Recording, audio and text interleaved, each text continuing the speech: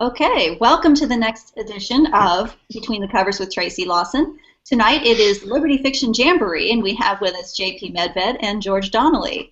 So welcome, guys. Hi. Hi. Thanks Hi, Tracy. Thanks for having us. Oh, sure, it's my pleasure.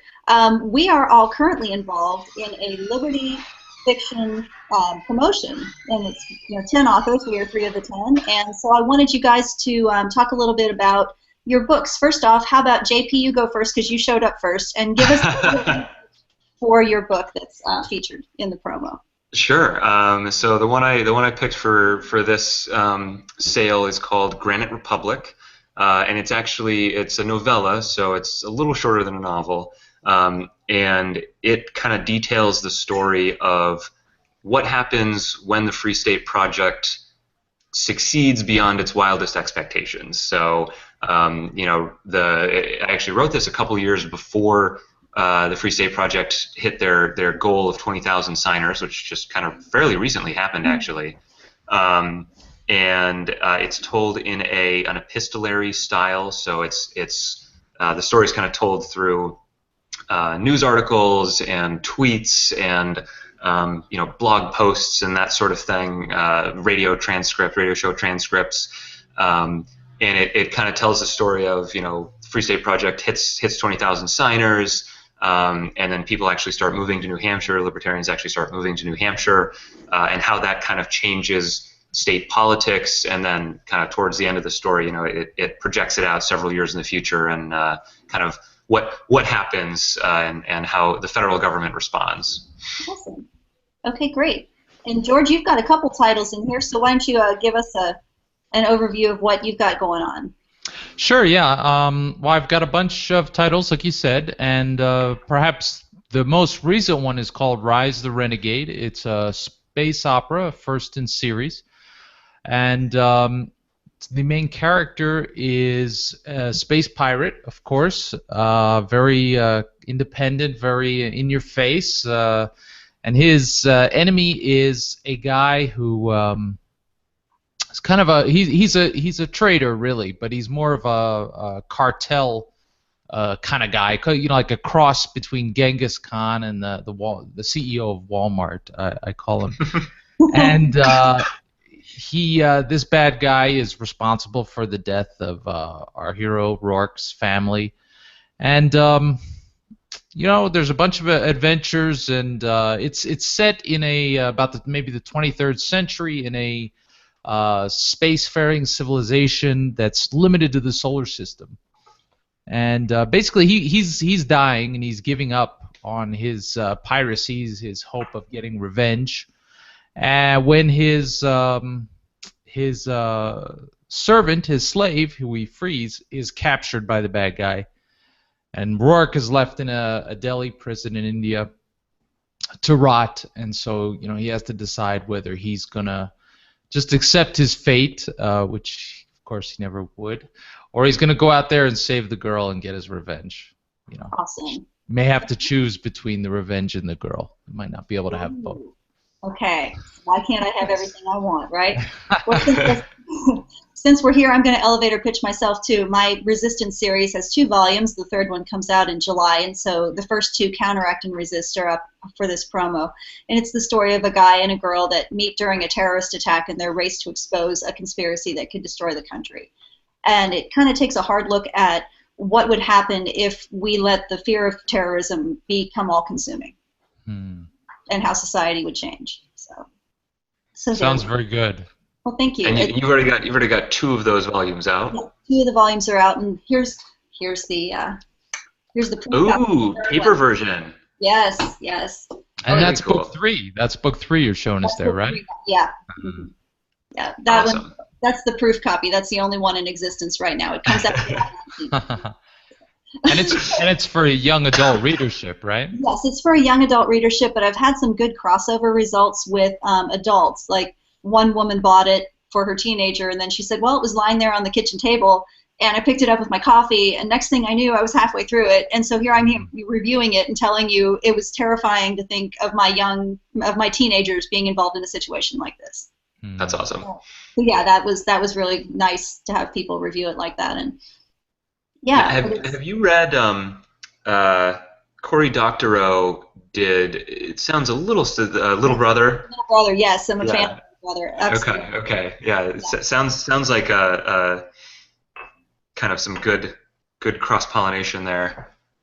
Yeah, I actually did a comparison of Little Brother and 1984 on my blog. Mm, I compare classic dystopia with YA dystopia and nice. do posts like that. Yeah, but I love Little Brother, and I read the sequel, and now the name escapes me. Yeah, I haven't read that one yet, but That I one, saw it. It looks pretty yeah, good. Is it that one good? was good too, and also Pirate Cinema by Cory Doctorow was Okay. also.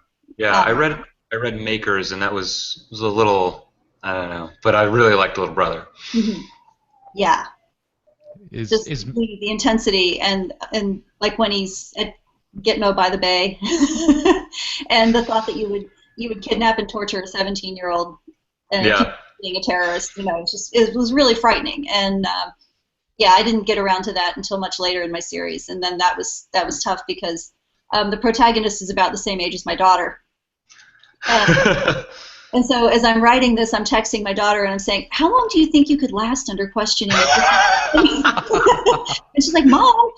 So, maybe a day. I said, no, you're going to have to hang on much longer than that. Maybe the free world is hanging in the balance. So yes, it's that was kind of fun to watch my daughter and her friends as teenagers when I was creating the series That's and great. how they interact and stuff. So yeah, so let's see. So I go back to JP and talk about how you incorporate libertarian themes in your story. Well, I mean, we got a little bit of that in your elevator pitch because that's free statement. Yeah, it helps when the story is about a libertarian organization, which, and I'm assuming most listeners will be fairly familiar with the Free State Project, but it's a project to get 20,000 libertarians to New Hampshire to change the politics in a more libertarian direction. So that, yeah, the subject matter alone kind of lends itself to injecting libertarianism in there, but from more of a kind of high level view, the libertarianism comes about. So it's a series of like I said, it's news articles, it's blog posts, it's comments on sites, it's video transcripts and interviews and things, and so a lot of those are kind of telling the story of how libertarianism in New Hampshire is basically making it a better place to live. So it's the economy is doing much better. Entrepreneurs are flocking there. All of these kind of laws and regulations are being cut or minimized so that people have a lot more freedom to do what they want to do.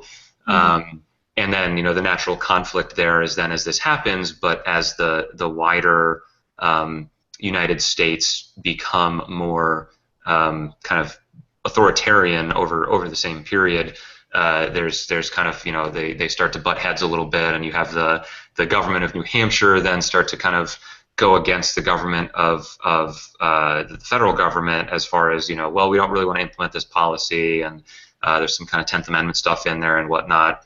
And then that conflict kind of tends to it comes to a head, and you have kind of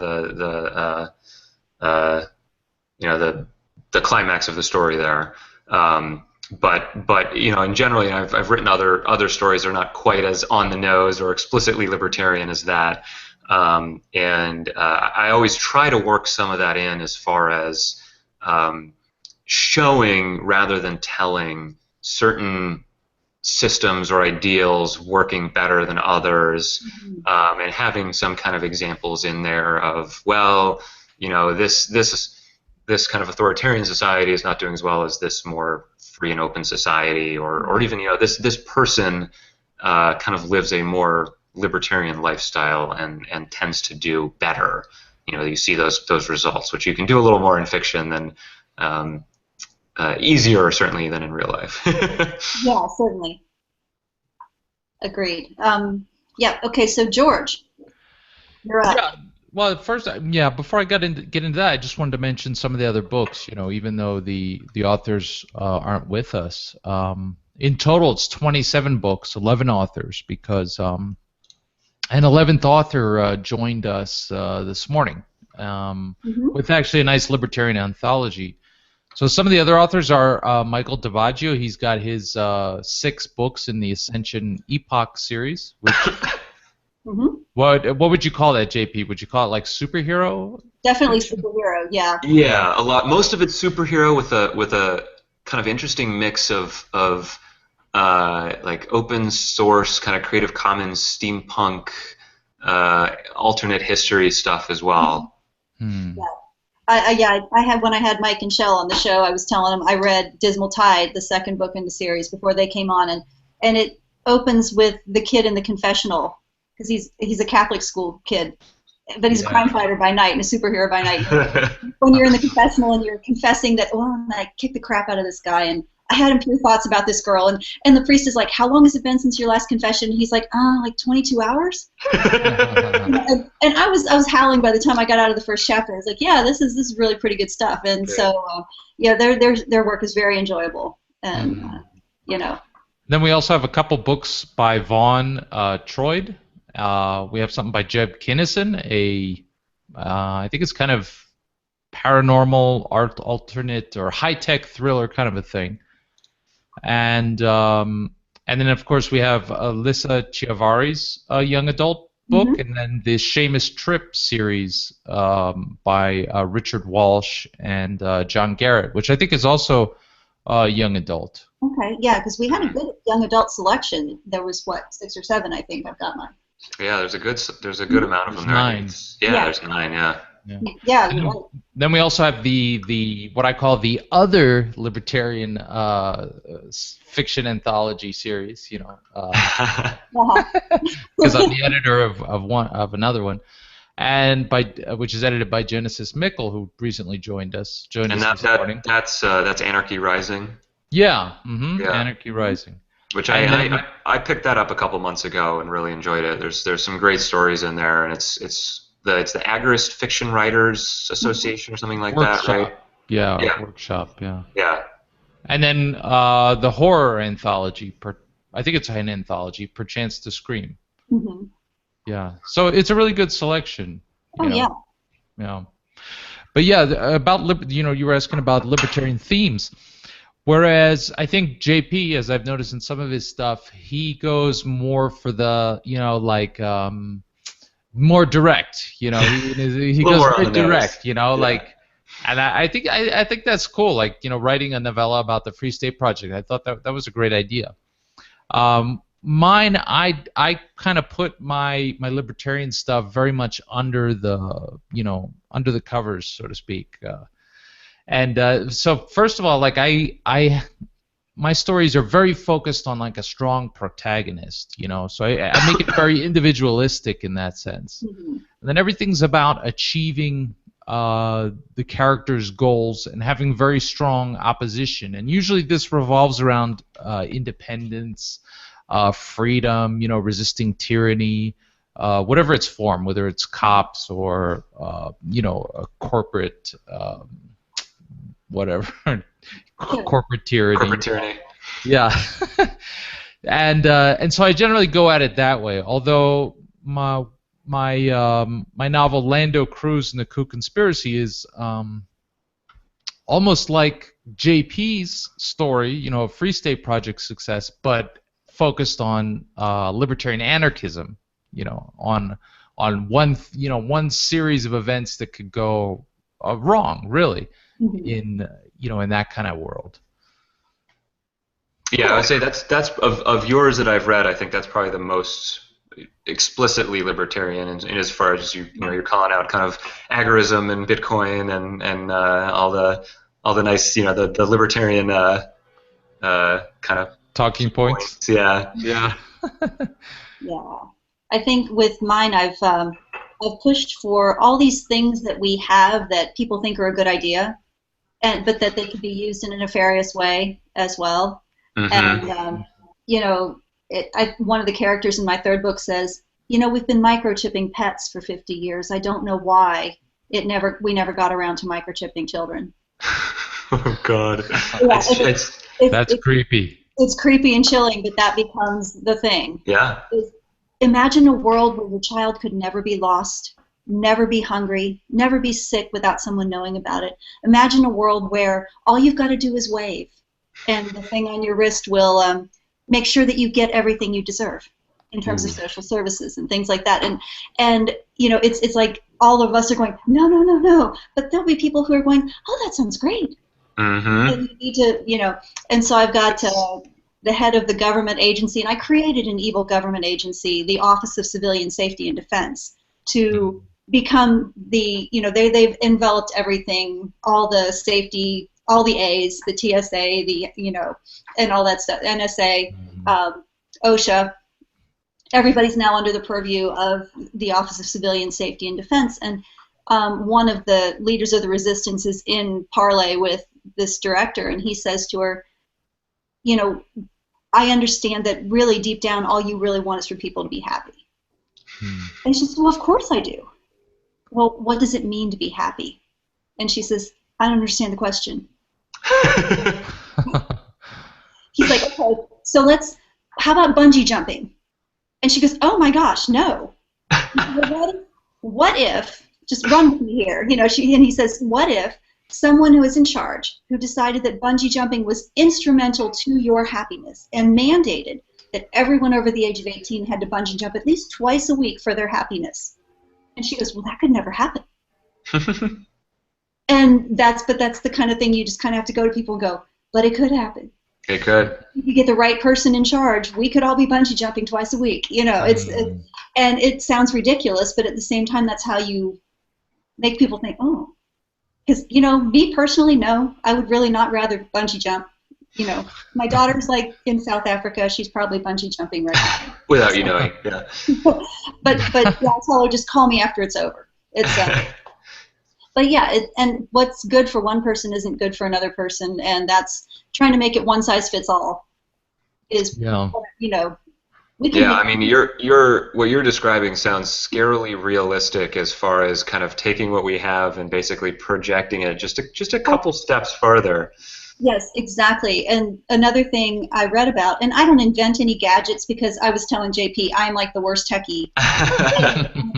Like when I read Cory Doctorow, I believe everything, all the computer stuff. I'm like, okay, I am devouring it because it's all new to me. I don't understand any of this stuff. But I look at what's out there and how can I take this and make it a scary thing? They've invented a little GPS tracker that's a piece of fabric. And you slip it in the pocket of your Alzheimer's patient. And if they happen to wander away, you can track them. Wow. Okay, well, this is a wonderful, wonderful thing if you have a parent or a grandparent with Alzheimer's or somebody that you're trying to keep track of. But it's a really scary thing when someone comes to the OCSD offices and as part of being admitted to these offices, you're patted down and they slip one of these in your pocket. And then it's like, oh, well, now we know where you are in the building. Now we know where you are when you leave the building. And it's, you know, and it trips up my protagonist 3 times. It's these little squares. Yeah, I think, and I'd be curious your guys' thoughts on this, but I think one of, you know, as a libertarian writing fiction, and certainly, you know, science fiction or fiction that takes place in the future, one of the big themes that I've kind of tried to grapple with is how technology can be very easily perverted to serve authority versus, you know, the conflict there between using technology for kind of freedom and then, so like I'm just kind of finishing up a novel takes place 10 years in the future, and it's got, you know, self-driving cars and drones and these kind of crazy surveillance technologies and 3D printers that can do pretty much everything. But it's so you know, you can use these technologies to kind of try and defend against certain things, but they can also be used by nefarious actors, and that kind of that inherent tension in technology. Is it pro freedom or is it kind of pro state? Right, because everything that's invented to help us can also be used against us. So, hi, Lyssa. Hi, sorry, the email I got yesterday said it was going to be at 7 my time. So. Oh no, you're fine. We've just been chatting and hanging out. So welcome. Hi, everybody. Hi, Lyssa. Hi.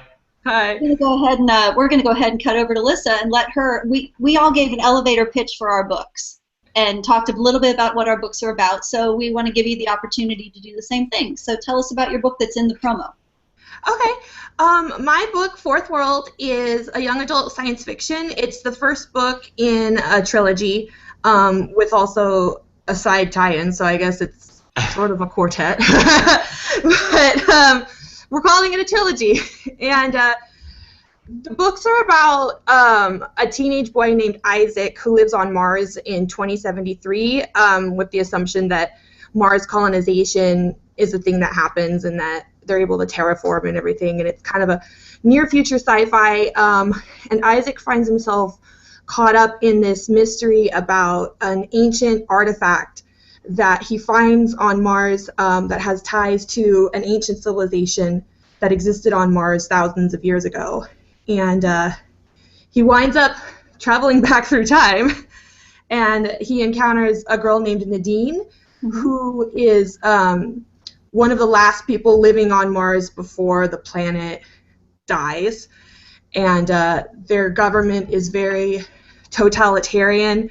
They've been working to try to save the planet from losing its atmosphere and all the people dying. And there's the typical government overreach of, you know, we're going to save the planet, so you all have to do it our way. Yeah. And Isaac and Nadine kind of team up to get Isaac back to the future while also trying to find a way to save Nadine's people. Cool. All right. Excellent.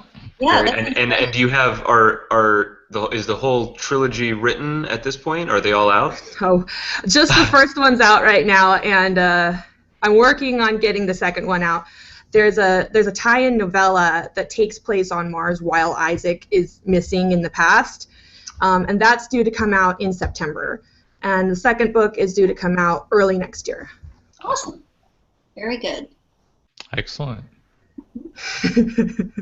Okay, we're all caught up now. That's it.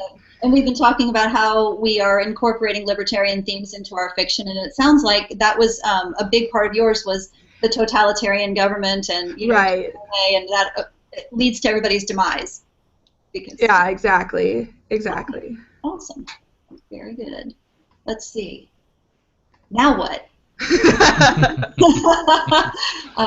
Well, you know, I'd be curious kind of to hear everybody's kind of planning styles, how you go about it. I mean, I think a lot of folks here, and myself included, have you know, been planning out kind of longer series or trilogies or whatnot, and kind of how you go about actually putting that down into a coherent story. Okay. Cool.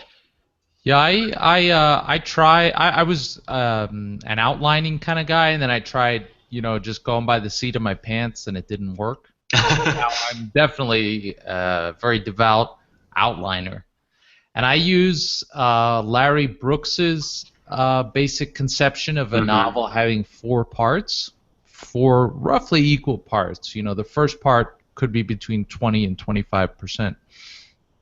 And I've kind of blended that with some other approaches, like what's that guy, James Scott Bell. You know, of his the 2 doorways thing. You know, so at the end of part 1, there's the first plot point or the first doorway, and at the end of part 3, there's the second doorway that leads to you know, the climax, which is part 4, and then of course there's the midpoint. And he has this idea of the mirror moment where the character kind of makes a decision about who, you know, metaphorically or perhaps literally looks at themselves in the mirror and makes a decision about what kind of person they're going to be. And, you know, and then the standard thing, you know, the denouement or the climax and the denouement. And basically for every scene, you know, I just try, and I break it up. Lately, I've been breaking it up into sequences of scenes now. So in one novel, I might have 10 or 11 sequences, you know, almost thinking about it like a movie. Interesting. So at the sequence, and in each sequence, I could have anywhere from 4 to 8 scenes. Scenes definitely being short here, you know.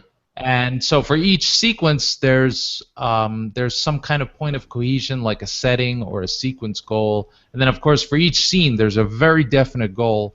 and I aim for a very live action kind of thing, without whenever I find myself going into backstory, I always try to cut that off, you know, because sometimes I start a scene and I start going into all the things that happened between that scene, the last scene, and where I want to start this scene, and then I'm like, ugh, you know, that's not live action, you know. Yes, if it's important enough to share, then you should share it as much live action as possible. And it's something we all fall into, I think. It's when to summarize and when to expand, but it's, you know, that's why people read the books. They want to see the interaction between the characters. They want to see the action. We don't all want to sit around in a coffee shop and talk about what happened yesterday. Yeah. It's not a history fiction book. It's a fiction book. Exactly. Yeah. So that's my basic approach. Okay, but you're pretty regimented there. You're pretty good. I don't even write in order. So wow. So JP, how about you? I am probably the same. I'm definitely an outliner. I have to. When I was doing the novel, I use Scrivener, which is a computer program that I think a lot of people are probably familiar with as far as writing, and it allows you to do kind of this cork board where you can put different note cards, and I use that as different scenes, and you can move them around a lot and kind of get everything organized that way. But yeah, I also use the Larry Brooks's kind of 4-part structure where he's got the, you know, kind of each part does a different, has a different purpose, and you've got the midpoint, you've got the kind of the big reveal of the bad guy at a certain point, and kind of I think it really helps with pacing. But then, you know, oh God, what's her name? There's a great little book called it's like how to like 10,000 words an hour or something like that, or 10,000 words a day. Oh yeah. And that author talks about how she one of the methods that she uses to write kind of quickly is to sit down and before you start writing, kind of plot out your scene in really just like bullet point form, but kind of detailed enough that you can that the writing is really just stringing those together, and you know, take 5 or 10 minutes, put that together, and then just go. And so I found that very helpful. I'm on my phone, you know, and I just kind of write down some bullet pointed notes, and then I go, and that's really been helpful. Cool. Now I see Mike has just joined us. Mike, you need to open your microphone. He's probably still configuring. Yeah. Okay, if you're still configuring. There he is. You see, because he's got the little icon. Oh, yeah. You guys see him? But so how does everybody else kind of outline or plot or plan, if they do? I'm a big fan of Scrivener too. Yeah, that's great. I use that. Yeah. Very useful. Yeah, I use Scrivener as well. Basically, you guys said everything that I was thinking about. I was like, oh, well, okay. Awesome. Here went my answer. Is there anybody else who just like, because I'm like a total You're a pantser? Pad or stenopad. I'm a pantser and a write on the stenopad. I basically flew to South Africa and I filled an entire stenopad front and back pages. Wow. And I wrote the end of the 4th book. Wow. Nice. But I haven't written You know what though? I have like attention span problems, so I will flip back and forth between writing it by hand or in the computer. So like I'll write like a chapter in a notebook, and then I'll type it in and then start writing in the typed version until I get stuck again, and then I'll go back to the notebook. No, I do that too because, and I'm trying to. Mike, did you open your microphone? I think so. We're working on him. Okay, but anyway, yeah, that's what I do too. Is I usually just let my characters show up and start talking, and I just listen and I write it down, and then you let it stew for a day or two, and then you take it to the computer, and you know he might say the same line of dialogue 4 different ways in the notes because you're looking for that perfect thing, and he's going, no, I want to say it this way. Now maybe I'll say it, okay, and then I go through and I like edit and put it all together, but I know not everybody does that. But I found that whenever I got stuck, it was easier to just go ahead and jump forward a little bit and write that scene I wanted to write, and go back and do the housekeeping on a day that I didn't feel as creative. You know, very cool. Yeah. Yeah. So that's smart. We don't always all write in order. My writing partner, my writing group partner, always writes in order, and I drive her nuts, and she drives me nuts. Mike, are you there? Yes, can you hear me? Yes, we can hear you. We hear you. Yay, Hi, Mike. Hi. Hello. Okay. Welcome to the party. So sorry about the mix-up. No, it's okay. The original email I got said 10. Yeah, so did I. I just got here like 10 minutes ago. Okay, we're just going to stay It's on a conspiracy. We're just going to run long. What the heck, right? So, yeah. Okay, so Mike and Shell, you guys write superhero stuff, and you have other books in the promo. So we've all been talking about like doing our elevator pitch and talking about how we incorporate libertarian themes into our fiction. So we're going to turn it over to you guys and let you talk for a little bit. We have 6 books, which is all of our books right now available in the promo. Most of them are superhero adventure fiction. We have 2 young adult superhero stories, After Dark and the. So, excuse me, my throat is going. I have a bit of a hay fever too, so How you fun. take over for what the Okay. books are. Okay, After so Dark. we've got After Dark, which is the first in our East End regular series. That's about teenage superheroes, some of whom have powers, and they're discovering the eerie side of the Burg. Copper Knights and Granite Men is like a dysfunctional Fantastic Four mashed together with Hammer horror films. What's it? House of Refuge is about refugees caught in the middle of a war at sea. That was an award-winning one. It won the Second place, and we've talked about these before. We've been on these Liberty.me shows a couple times, including your show, of course, Tracy. So we also have Salamander 6, which is Salamander 6. aerial firefighters. And in that one in particular, he's stuck in the middle of a moral qualm about who's worth rescuing. And then there's Population of Loss, which is short stories that have to do with our original heroes fighting Martians in War of the Worlds. So there's 2 steampunk, a Wild West, and a fairy tale story in there. Can you tell I say this a lot at conventions? We yell at people as they're walking by on the convention floor trying to get their attention. So as far as libertarian themes, for the most part, except for with the House of Refuge was written explicitly for that purpose, and Salamander 6 as well. But excuse me, one thing we try to do is not to be too preachy and didactic about it. We hope to just tell good stories and have little bits of little bits or a lot of bits of libertarian sentiment in them, and deal with some of the problems of statism, and the fact, especially in our shared universe, the state has largely withered away in many areas. There's there's very small states where they're the United States broke up during the Martian War, so now there's much smaller countries. And that's true of most places around the world too. So we kind of fit that in there. We don't call for a while people were calling our stuff dystopian. I think because they just that it's dystopian if America is not one country. And that, of course, is not the case. We wrote a long article about why it's not at all. It's not utopian, but it's not dystopian either. But we try to present things in a way that says people are just functioning without the state. Well, we don't have these large tyrannical governments around. We don't have there's war sometimes, but there's not a ton of it, and there's a lot of peaceful market interaction, polycentric governance. Third-party rights enforcement agencies and private court systems already in place, and we actually interact with them. Our characters interact with them a lot in the book. I also think you can tell in the way a lot of our characters think and act. I mean, they're not usually talking about politics, but we did get 2 reviews where people described Sebastian from East End Irregulars as, quote, problematic in his viewpoints. So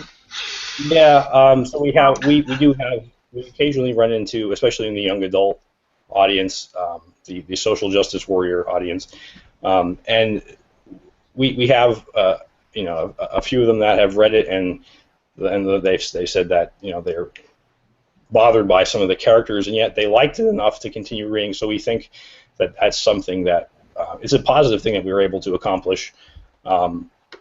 That maybe we wouldn't have otherwise if we were trying to be very ambitious and drive the point home. We're writing for larger audiences and trying to where our politics come up to expose them to libertarian ideals rather than, really trying to convert immediately, because I just don't think that works. Mm-hmm. Absolutely. That's what we were saying earlier, that if you gave my book to a kid that was raised in a conservative household and a kid that was raised in a lefty household, they would both enjoy the story. They'd both have a different takeaway, but they both might go, gosh, I really don't want to live in a world where this is going on. And that's what I think that's what we're all trying to do, is not, like I said, bash people over the head with our ideals, but to just kind of say, hey, look at it in the context of an exciting story. It's kind of, there's that, what's that quote? Some famous scientist said something, like the most exciting moment in scientist is not the eureka moment. It's when you look at something and you say, huh, that's interesting. Mm-hmm. And kind of, and it sounds like that you guys have had some success with getting, certainly in the young adult audience, people to kind of say, huh, interesting. Yeah, and that's, and you feel like you've accomplished what you set out to do. Because I don't think I even set out to write a libertarian story. I don't know if you guys set out with that as a goal in mind. I wanted to write an exciting story. It was my first novel. I was like, hey, let's see where this is going. And in the way it evolved was, well, who would be big and bad enough to trick everybody into taking a mind-altering substance? Well, of course, the government. And so, well, there we are. Now we arrive at dystopia. But it took me till the middle of the second draft before I realized that I could probably be sending a message along with just writing an exciting story. And that after that first one, then it was kind of off to the races. And my husband's an economist, and he read the final draft of the third one, and he said, Trey, you totally nailed the political economy part in, and I was like, oh, good, I don't even know what political economy is. I did it. Okay, yay. So, all those years of osmosis, I guess. But that's great. But yeah, it's fun when you, and to me, it's just common sense. The stuff I'm writing is just common sense. Yeah. Yeah. Well, and I think definitely the same thing for me. Like, my book is not. I think that the thing that makes it libertarian is the fact that I'm libertarian, because, like they were saying about writing in YA, like, libertarian is not your target audience.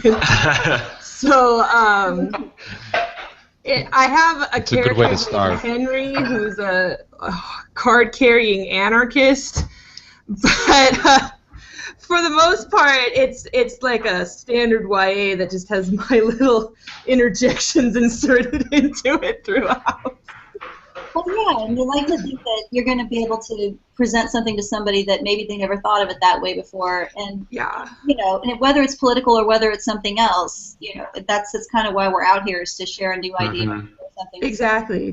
Which, and I think that's the way to go as far as like converting people. I bring this up every time I talk about libertarian fiction, but there was a study in a journal of some medical journal of psychology or something, about the act of reading a story gives you the same mental kind of experience as if you were kind of living a real experience, like the same parts of your brain light up or whatever it is, and so you're more likely to kind of inhabit the mind of the protagonist of the story, and if that protagonist has certain ideals, it's almost kind of like a Trojan horse or a stealth way of getting those ideals into somebody's mind, because they're more willing to kind of accept them and go with the story.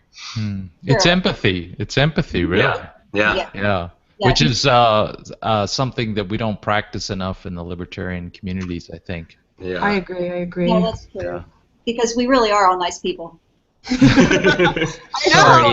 Sorry, I cannot agree with that. Many of us are. Everyone in this conversation is a very fine person.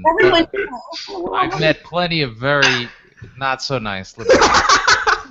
Yeah, that's and that's unfortunate, because we don't want to have that kind of rep. We want you don't want people to go, libertarian fiction, and you want people to just like your fiction because it's exciting fiction. Yeah, that's exactly it. Like I kind of don't like to use libertarian fiction to describe my stories, because there is that connotation associated that libertarians are all jerks and they only care about themselves and they're all straight white dudes. And like, What I like about the Liberty movement is that I really feel like it's something that would be beneficial to everybody, and everybody should be welcome in it. Mm-hmm. So I like this whole, like, let's all be nice and have empathy, because I've met so many nice, empathetic people, especially through the LFA, and I want that to be what people see libertarians as, rather than, like, straight white dude bros who only care about themselves. Who shoot mailmen. Yeah. Or paper clips. and maybe so the LFA for listeners who are not super familiar is the Libertarian Fiction Authors Association, of which I believe all of us are members. Which has a website, libertarianfictionauthors.com, and you can get free fiction through there. And if you're an author and interested, you can sign up and join. We have awesome email conversations about how to write well and better, and we do fun things like promote each other's books like this. Yeah. And get into really long arguments about The Walking Dead. And also do that. We talk about yeah, that does crop up every now and again, doesn't it? So. And this is a good place for new authors, because I think it's a very supportive community, and there are opportunities to get published in anthologies. I do an anthology every year, and there's Genesis Mickle, who's not with us today, but she has another anthology series that she does every year. So there, it's this is a group that meets new writers where they are, really. It's a good place to be. And it's all everybody I've interacted. Sorry, was that? I was going to say, I think most of the writers in the group, or maybe about half of them, aren't published yet. They're just working on their first drafts of. You run into lots of people who are just sort of starting out, trying to tell stories, and so I think if you are a libertarian, not necessarily one that's necessarily looking to write libertarian fiction, but a libertarian who writes fiction, it's a good place to join to get tips and ideas and reviews as well. Yeah, and getting back to this question that Lyssa raised about associating, because there was a whole thought process and a decision of saying that there's such a thing as libertarian fiction, and we're going to market ourselves as that. Like, I know that was a big decision for me, and I'm sure that my you guys and our other co-author or participants in this had the same thought process. Like, is this really how I want to brand myself? Sure. But I think after further thought, I think it could. There's a curiosity factor. Like over the last couple of years, there's an author I'm in contact with who started writing what he called Amish science fiction, and like Amish science fiction, like that's a little bit weird, but a lot of people are like, "Hey, that's new," That I'm curious about that. And in the same way, I think we can do something similar. We can work that curiosity angle, and then present these works that are more right-brained and creative and not preachy. And all of a sudden, people are like, well, hey, this is cool. This is okay. Maybe these guys aren't as crazy as I thought. Well, and maybe in a few years we'll have like a lot more writers, and those of us who are already here will have more works, and who knows what we could build out of this? Anthologies, bigger sales, box sets, all different kinds of things. Well, and two, I think there's libertarian fiction can serve two purposes, or maybe there's two types of libertarian fiction. You have the libertarian fiction where you are kind of looking to inject your ideals into society and maybe can convert people over the long run and get them a little more sympathetic to human freedom and autonomy and individualism. And then there's the libertarian fiction that is kind of a marching call for libertarians. That is, it's to inspire. It's to these are the types of societies that you can build, and this is the type of world that you can live in. Don't give up hope. This is kind of what we can do together. I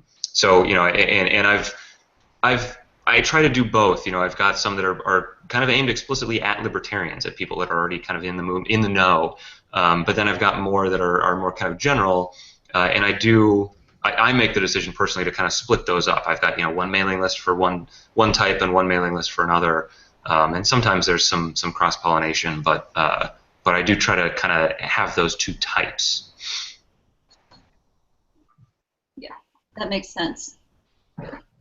Okay, so anybody else want to jump in with any new topics? We've running a little over. Oh, it doesn't matter. Like I said, we're super chill here. We start, we stop, and we stop. It's, yeah, that's the only way I can do it. I always have so many technical difficulties. That's. I was telling JP that's how I got the show in the first place. Was I was on for a book launch party for my first novel, and I had a technical glitch where I couldn't get my sound to work, and all these people are lined up at the bottom. And they're waiting for me. And when I finally came on, they said, we have a rule here that if you have a technical problem, you've got to drink. And so I was like, well, okay. So I went and got class, and and then they started laughing. They were like, well, we didn't think you were going to actually do it. And so this. So prepared for this. Yeah. We had microphone problems. We don't have enough alcohol here at the cottage. I know, it's a running low because really there's a technical glitch every time, and the time this time. Take a shot every time. But I was just hoping y'all weren't wandering around backstage somewhere and couldn't find out how to get here. So, but no, we're glad you're here, and this has been really nice to meet all you guys in person. Yeah, absolutely. One of my favorite parts about the show is that when we're done, we feel like we've gotten more friends. That you've met somebody in person, because I've met Shell and Mike before, but I hadn't met any of the rest of you guys in person.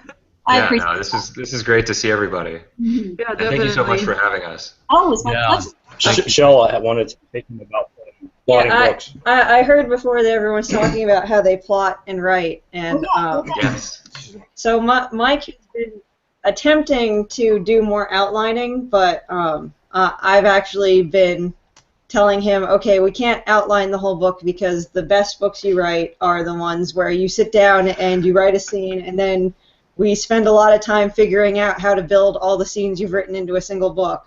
Nice. And that's terrible to do, and it takes a while, but Copper Knights and Granite Men, like the first chapter of that, sat there for a year and a half? Yeah, for a year and a half or 2 years, until we came up with a different subplot, and it's like, oh, I would really love to do this story with Copper Knight, who's in the title, and we were like, oh, he wasn't in the title initially. Let me that. There was no title. There was no title. But he was like, I want to do a Copper Knight story, and we were like, oh, we could put that together with the one of the people being turned to stone, and then we couldn't figure out an ending, and it's like, oh, we came up with this character so long ago, and we should throw him in there, and I actually think that's one of the best books. Yeah, one thing. I go back and forth between this, and I agree with Shell that, for what we've done so far, it's turned out pretty well working that way, but it's also very frustrating.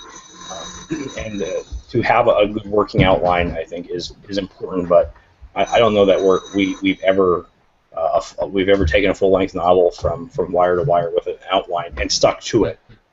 We sometimes go out and lay out, pretty much what's going on here, but I don't know. I've never been able to, because every time I sit down to write something, I often find myself saying, "Oh, I want to add this to it," or "Wouldn't be neat if we do this instead." And so we're not very good at sticking to outlines, I think, is right. part of it. And Mike doesn't like to tout this, but really he's a short story writer. Like the first 2 East End Irregulars books are a whole bunch of short stories with other short stories that connect them so that they're all the same plot line.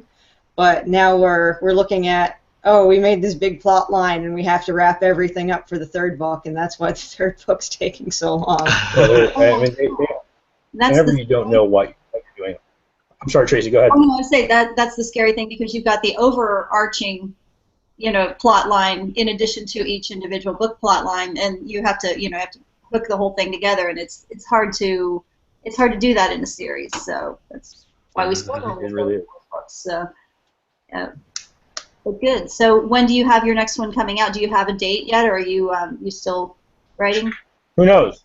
The real question is which book will come out next.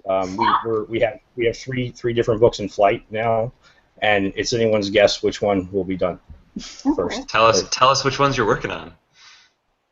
The first one we're working on, well, I won't say the first, but okay, we're working on the third East End Irregulars novel, The Crucible, which ties up the three-part sequence.